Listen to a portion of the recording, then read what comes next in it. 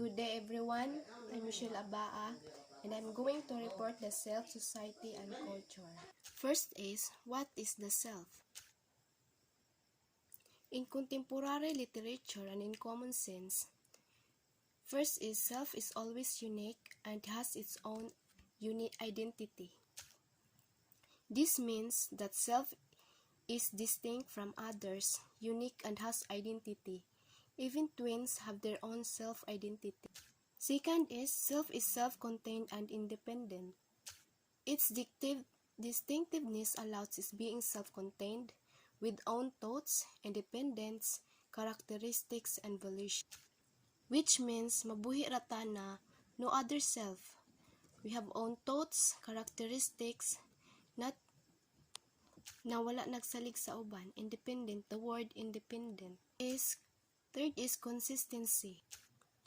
By consistency, it means that a particular self-traits, characteristics, tendencies, and potentials are more or less the same and can be studied, described, and measured. Fourth is, self is unitary. In that is the center of all experiences and thoughts that run through a certain person. Self is considered to be unitary because all your experiences and thoughts ikaw ra dyan nakabaloan na unless kung imo siyang i-share sa uban. Called unitary. Last is, self is private. Being private suggests that self is isolated from the external world, living within its own. However, we see the clash between the self and external reality. That one can say that the self is always at the mercy of the external circumstances that bump and collide with it. The examples here is each person sorts out information, feelings, and emotion and through process the self. Kanang you have feeling na ikaw makabalo or makafeel, you have own imagination, you have own world. That's a private. Next is the self and culture. According to a French anthropologist Marcel Mauss, every self has two faces, the moi and person. Moi refers to his sense of who he is, his body, and his basic identity. Basically, it based ito our characteristics. Kung sa'y makita nimo sa imong kaugalingon, sa imong mga appearance, let's say moingon ka nga pretty ko, I'm tall, I'm short. That's moi, your biological giveness. When we say person, it bases social concept. Person has much to do what it means to live in a particular institution, particular family, particular religion, and etc. In short, moi is physical aspect while the person or personi more on social aspect. There is a common saying in the social sciences, especially in sociology and anthropology, human beings are, by nature, social beings. That is, each of us do not exist in a vacuum, which means we interact with people, and even the most introvert of us would have to relate and communicate with a few. We are born into a social environment. We fully develop into human beings in social environment, and we live our lives in a social environment. What we think, how we feel, and what we say and do all are shaped by our interaction with other people. Okay, let us discuss this idea by first looking at key concepts from sociology and anthropology. Theoretical perspective on how the self operates with society and culture, as well as the main social institutions that affect our idea of who we are. Are the key concepts.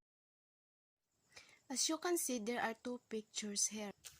Every person lives in a society which is defined as a group of people sharing the same culture and typically interacts in a defined territory. In that picture, we can see the society, culture, and also we can see the norms here. Each society has culture or a way of life for those living in the specific society. Next is culture and society. What culture is?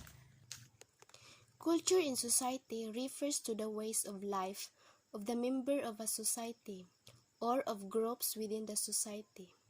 It includes how people constructed their life, customs, values, norms, religions, ceremonies, show the way they dress, eat, drink, etc. In other words, culture includes all our behaviors and instructed all our lives. Culture is commonly divided into material culture and non-material culture. Material culture, that the attires, tools, weapons, architectural designs, religious implements. While the non-material culture, or the belief systems, the values, the norms, or expected behaviors, as well as the shared language and symbols. The material culture, kano siya, kanang makita, mahikapan, while the non-material, kanang ato lang siyang ginapakita or atong mga beliefs sa kinabuhi. Norms are rules on what to do or what not to do in a certain situation. Values are ideals, behaviors, or principles that set the standard of what is acceptable and admirable from a person who is part of society. Example, you must kiss the hand of your elders. Mano, to show respect. The norm is the pagmamano, and the value is respect or pagkamagalang.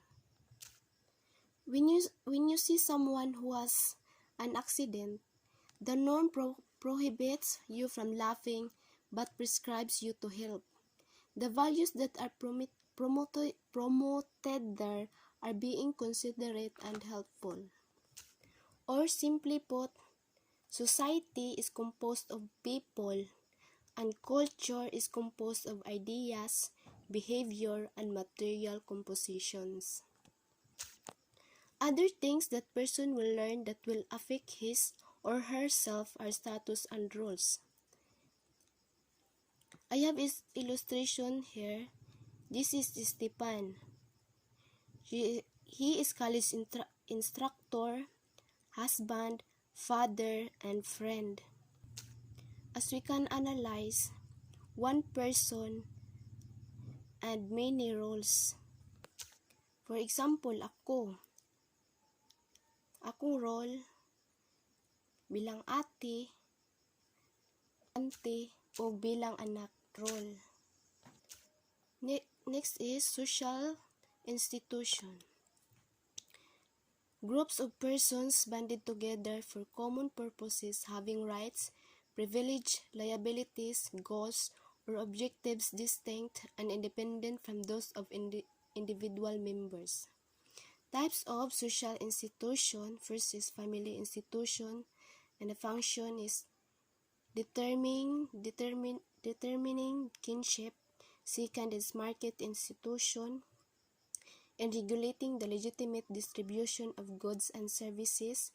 Third is politics institution, and providing the legitimate use of power. Fourth is educational institution, in transmitting knowledge. And fifth is religion institution, in regulating our relation to the supernatural or our belief. That's all my topic. I hope you learned something. Bless everyone.